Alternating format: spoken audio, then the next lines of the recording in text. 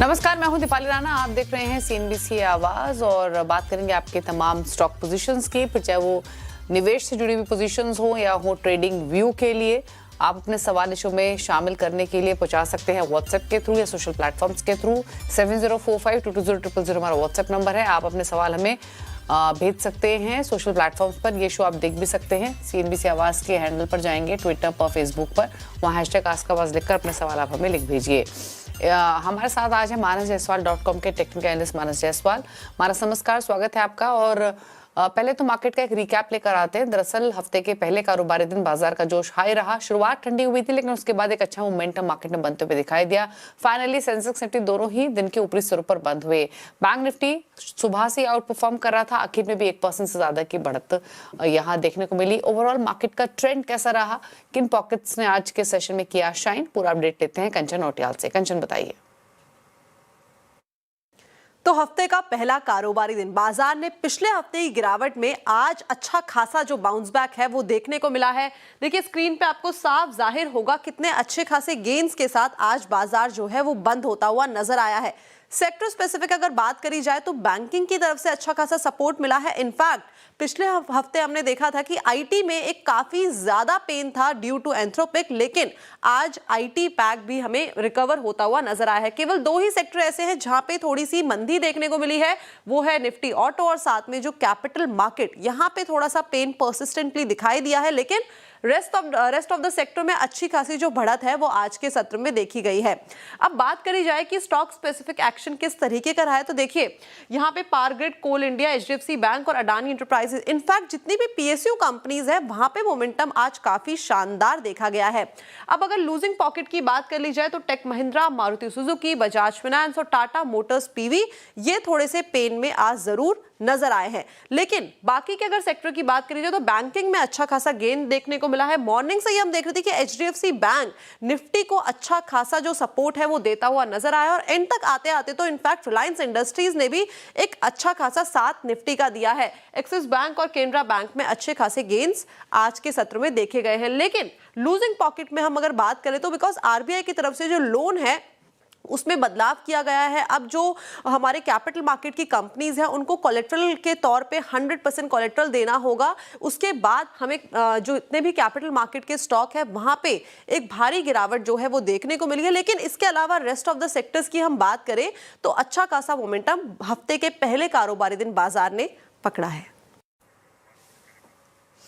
तो ये रहा पूरा अपडेट। अब संस्थागत निवेशकों के आंकड़े लेकर आते हैं। एफआईज ने कैश मार्केट में बिकवाली की 972 करोड़ की, डीआईएस ने हालांकि 1666 करोड़ की बाइंग की है।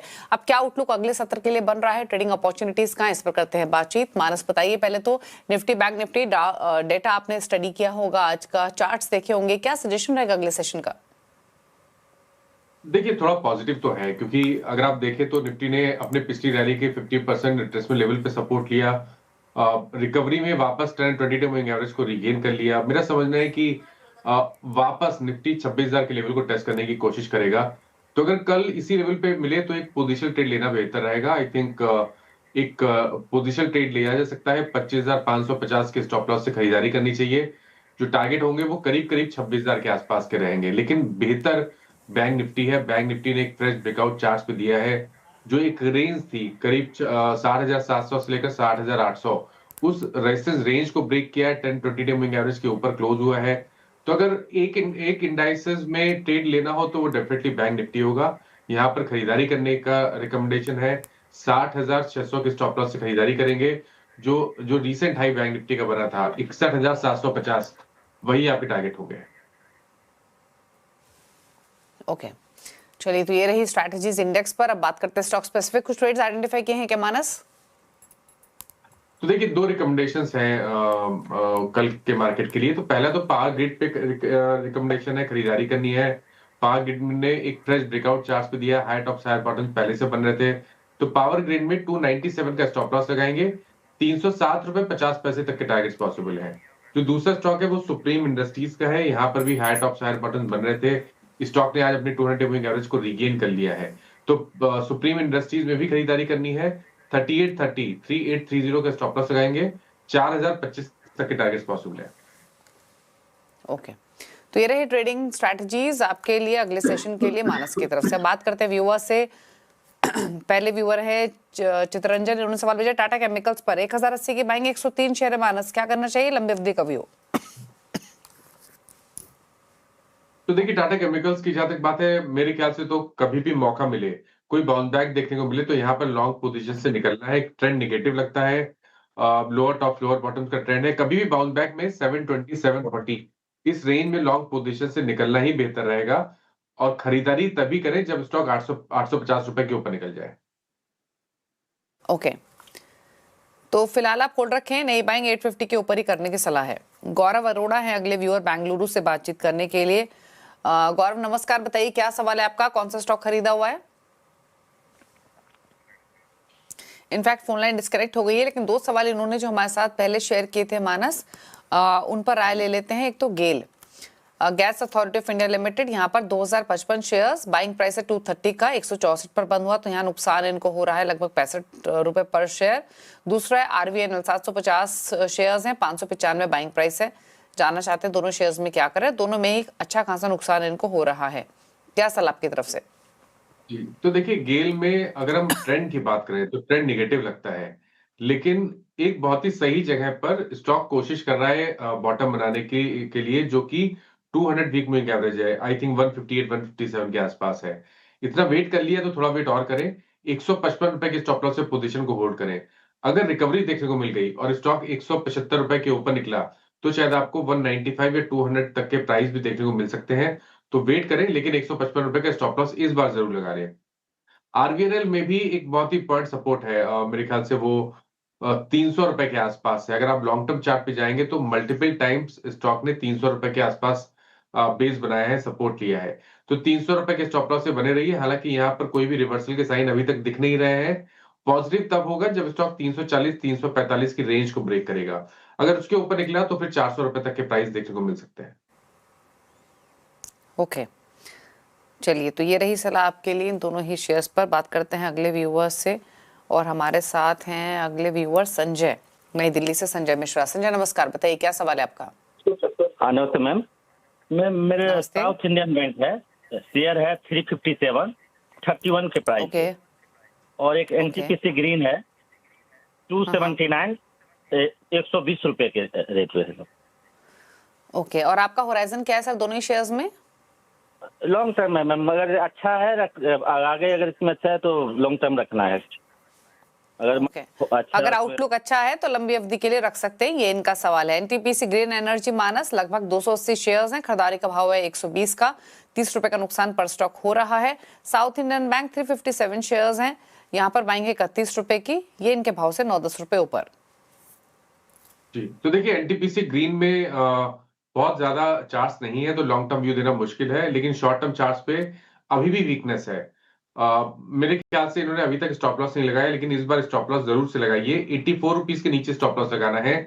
अगर रिकवरी में 95 या 98 के ऊपर निकल जाएगा, तो फिर आपको शायद 110 या 115 तक के प्राइस देखने को मिल सकते हैं। तो 84 के स्टॉप लॉस से आप अपनी पोजीशन को होल्ड करें, और रिकवरी में जब भी 100 या 105 के प्राइस देखने को मिले, तो वहां पर लॉन्ग पोजीशन से निकलने की ही कोशिश करनी है। लॉन्ग टर्म के लिए अभी तक कोई खास पैटर्न दिख नहीं रहा है।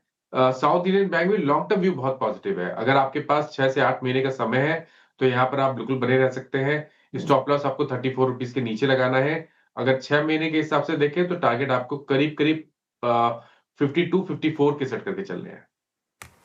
ओके, बात करते हैं अगले व्यूअर से। रवि है हमारे साथ पटना से। रवि गुड इवनिंग, बताइए क्या सवाल है आपका? मैम कोफोर्ज का मैंने शेयर लिया था 1740 पे, अभी बहुत डीप निकाल दिया है, क्या इसका क्या होल्ड कर सकते हैं? आपने काफी क्या करो?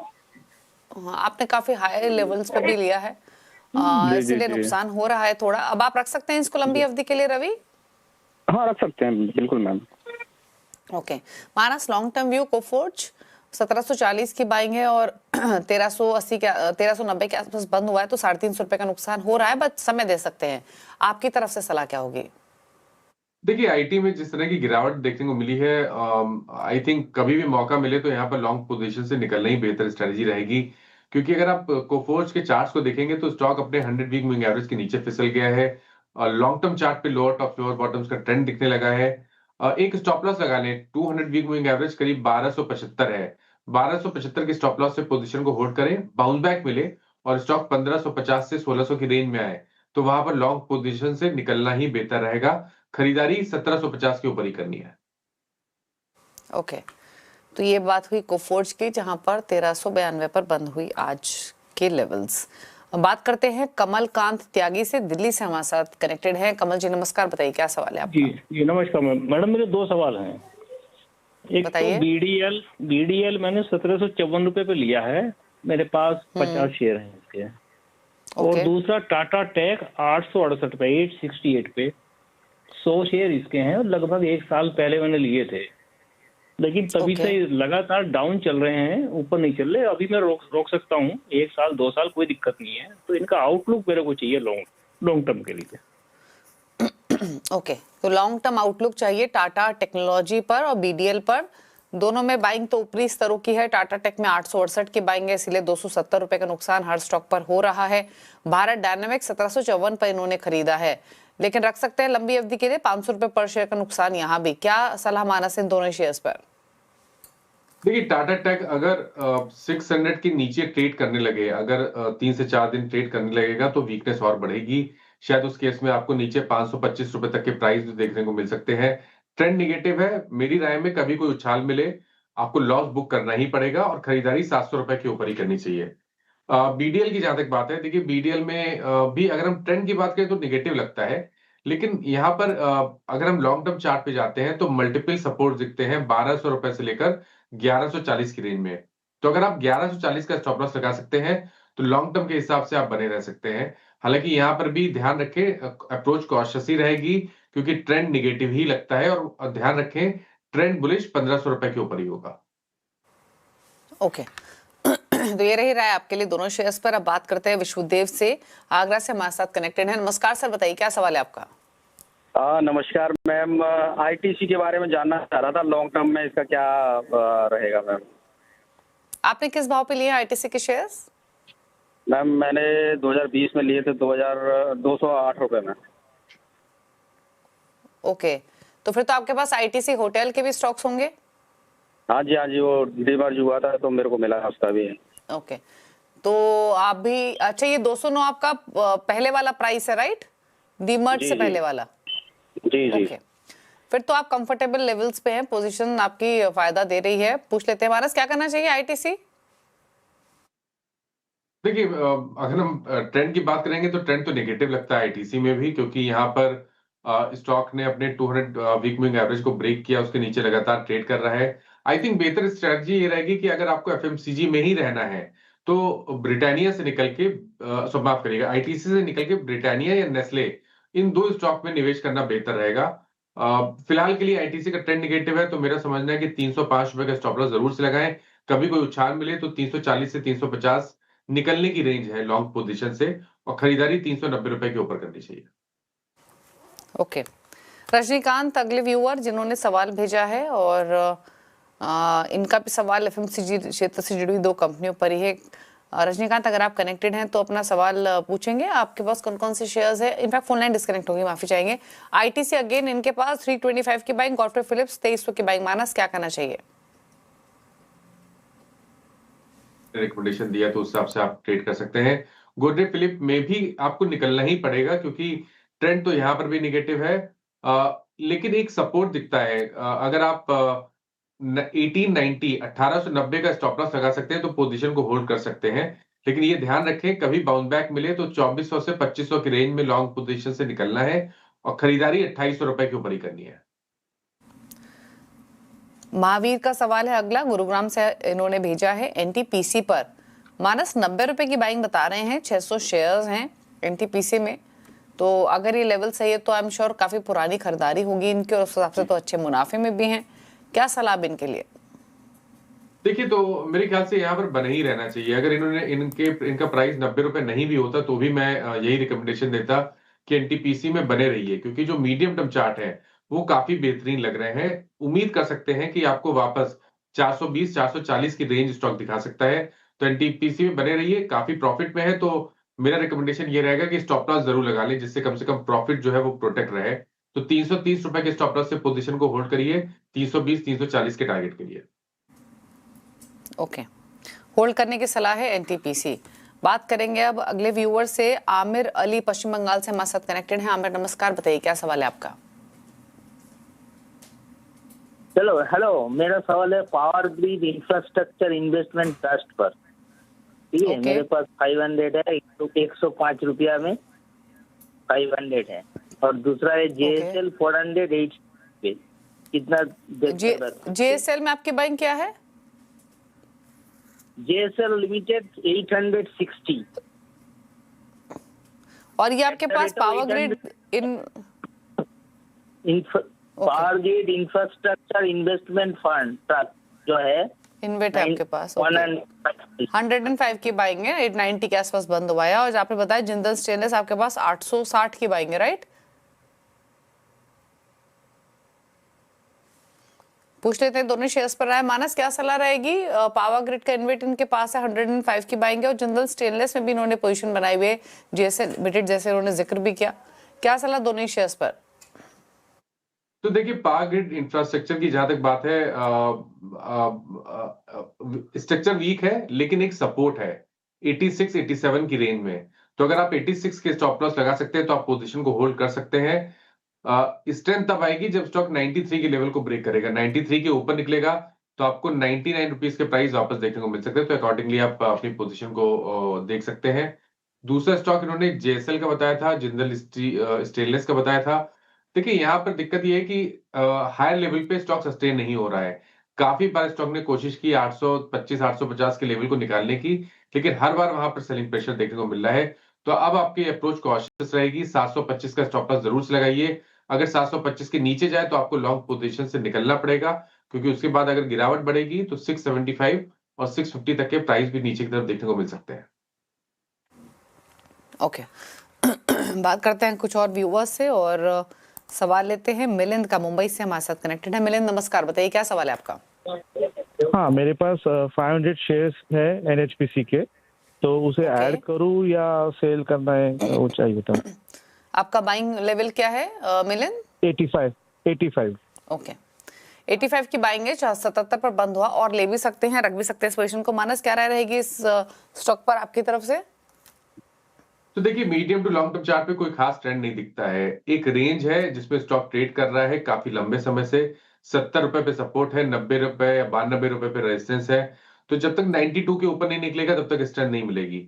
तो अपनी पोजीशन को आप अगर होल्ड कर रहे हैं तो आपको 70 रुपए के नीचे स्टॉप लॉस लगाना जरूरी है। अगर 70 रुपए के नीचे जाएगा तो गिरावट में 60 रुपए तक के प्राइस भी देखने को मिल जाएंगे। लेकिन अगर ऊपर की तरफ हमें ब्रेकआउट 92 रुपीज के ऊपर देखने को मिला तो नेक्स्ट टारगेट 105 110 की रेंज में होगा। ओके, एक और सवाल लेंगे। मौसमी दास ने कोलकाता से एक सवाल भेजा है SMS के थ्रू। 5 पैसा पर 320 शेयर्स इनके पास 5paisa.com के 406 के आसपास की इनकी बाइंग प्राइस है। लॉसेस में है, 78-69 रुपए का नुकसान इनको हर स्टॉक पर फिलहाल हो रहा है। लंबी अवधि के पॉइंट ऑफ व्यू से मानस, क्या सलाह आपकी तरफ से? देखिए, बहुत मुश्किल है इस पे व्यू लॉन्ग टर्म का बनाना, क्योंकि अगर हम देखें तो रेंज बनी हुई है 430 450 की रेंज में। लॉन्ग टर्म चार्ट पे रेजिस्टेंस है नीचे की तरफ, करीब करीब 275 के आसपास सपोर्ट है। तो जब तक इस रेंज के बाहर नहीं निकलेगा तब तक डायरेक्शनल कॉल लेना मुश्किल है। अगर आपके पास पोजीशन है तो 275 का आपको स्टॉप लॉस जरूर से लगाना है, और पोजीशन को अगर आप होल्ड कर रहे हैं तो आपको लेवल ध्यान रखना है 425 रुपए का। अगर 425 रुपए के ऊपर निकलेगा तो करीब 100 से 125 रुपए की रैली देखने को मिल सकती है। ओके, तो ये रही राय आपके लिए 5 पैसा पर। रुक रहे हैं साथ एक ब्रेक के लिए। ब्रेक के बाद कुछ और क्वेश्चन, चल वापस आते हैं। देर सीएनबीसी आवाज, मानस जसवान हमारे साथ बने हुए। लेते हैं कुछ और सवालों को। और एक सवाल हमें भेजा है रोहित जैन ने दिल्ली से। इनका सवाल है हिंदुस्तान एरोनॉटिक्स पर लंबी अवधि का व्यू है, 4350 की बाइंग है, 100 शेयर से जानना चाहते हैं ऐड करें, क्या करें इस पोजीशन में?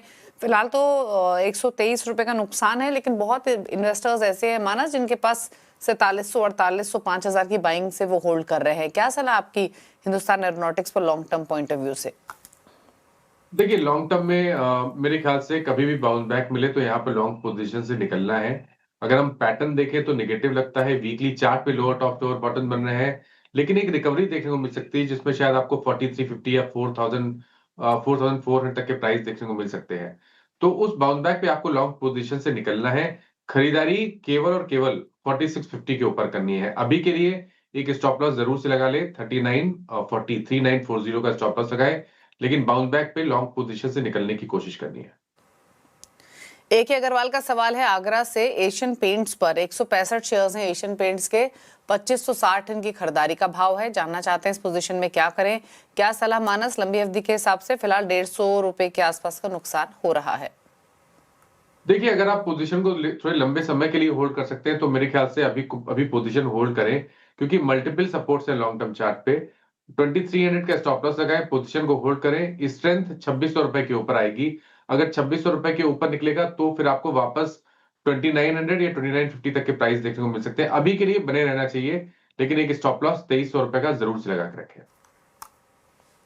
ओके, सवाल लेंगे अनुराग भाटिया का। गुरुग्राम से भेजा है। BSE लिमिटेड पर 500 शेयर्स 1000 की बाइंग, जबरदस्त मुनाफे में है, क्या करें? तो देखिए, एक्चुअली BSE में अगर हम लॉन्ग टर्म चार्ट देखते हैं तो वहां पर काफी स्ट्रेंथ दिखती है, और अगर मेरा समझना है कि अगर आपके पास 1 साल का समय है तो आप पोजीशन को होल्ड करें। 3700 रुपए तक के टारगेट्स पॉसिबल हैं BSE में। नीचे की तरफ 2400 रुपए के नीचे आपको स्टॉप लॉस लगाना है। एक सवाल और लेंगे। ये सुवो सरकार ने भेजा है पश्चिम बंगाल से। 2 शेयर्स हैं मानस इनके पास। एक है इनके पास पूनावाला फिनकॉर्प, ऊपरी स्तरों की बाइंग है पूनावाला फिनकॉर्प में 495 की, और एक है RVNL यहाँ 341 की बाइंग है, दोनों में लॉन्ग टर्म व्यू। देखिए, पूनावाला में पोजीशन को होल्ड करना चाहिए। लॉन्ग टर्म चार्ट ठीक लगते हैं। हमने भी अगर हम देखें तो पिछले करीब 6-7 दिनों में अच्छी खासी रिकवरी देखी है लोअर लेवल से, तो यहाँ पर पोजीशन को होल्ड करें। 400 रुपए के स्टॉप लॉस से पोजीशन को होल्ड करना चाहिए। 500 रुपए के ऊपर निकलेगा तो 610 के लिए स्टॉक तैयार हो जाएगा।